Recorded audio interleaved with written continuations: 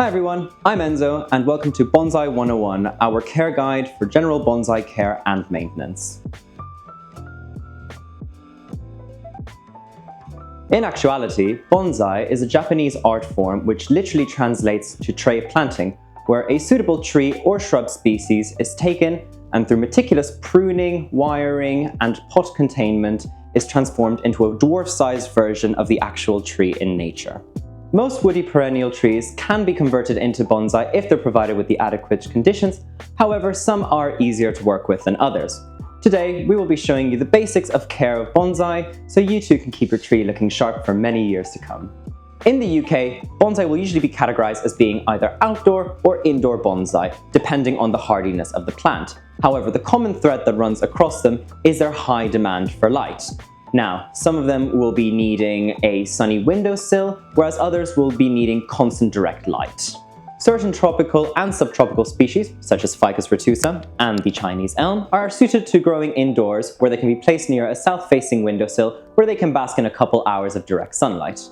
Outdoor varieties, such as acers and pines, will need to be placed outside year-round, and some may even need additional protection from extremes in temperature, such as frost or the heights of summer sun. To maximize your bonsai success, it is best to become first acquainted with the natural conditions of your bonsai species in the wild and try to recreate these as best as possible.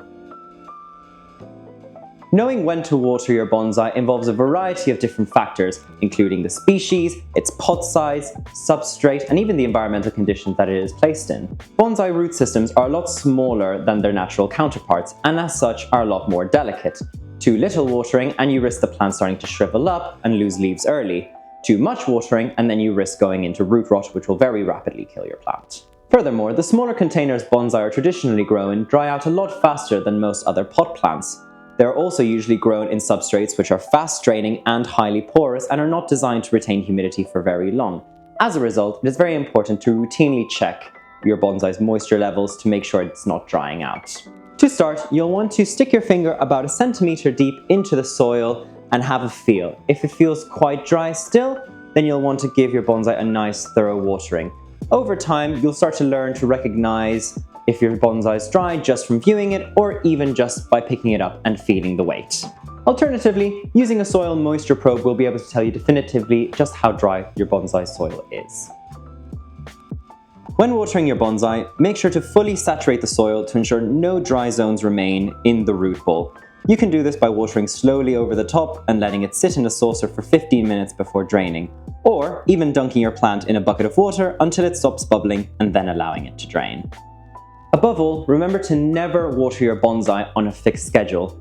Changes in the plant's growth habits, seasonality, and even just its general environment will influence water uptake, so you're going to want to make sure to only water your bonsai when it is necessary. Especially when you think about going into the winter, a lot of plants will either go into dormancy or reduce their growth, and as such, water uptake will be a lot slower. So remember to thoroughly check before watering.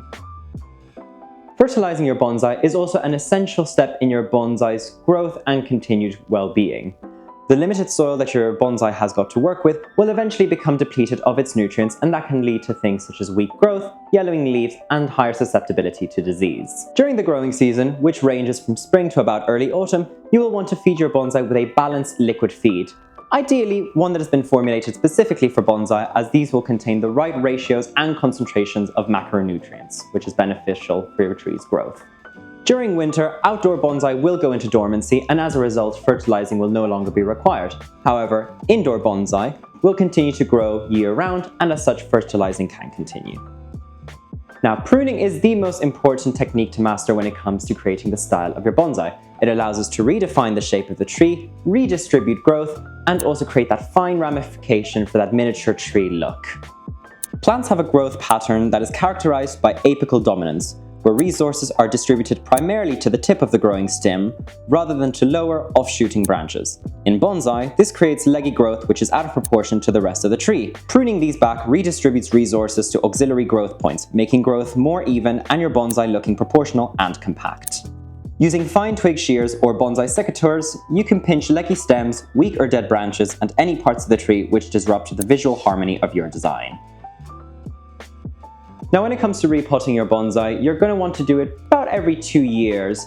For outdoor bonsai, you're going to want to do it while they're in their dormancy period, so sort of late August, early springtime, ideally before the buds have emerged from their dormancy. With evergreen trees, generally you can do it later into the spring or even in the summer period. When it comes to the soil, make sure you use a substrate that has been specifically designed for the uses of bonsai. It will allow all the right amount of air circulation, nutritional availability, and moisture retention that your tree will need. And there you have it. Thank you so much for joining me today. I hope I was able to teach you a little something about bonsai. Join us next time as we cover how to make a terrarium from scratch. Bye now!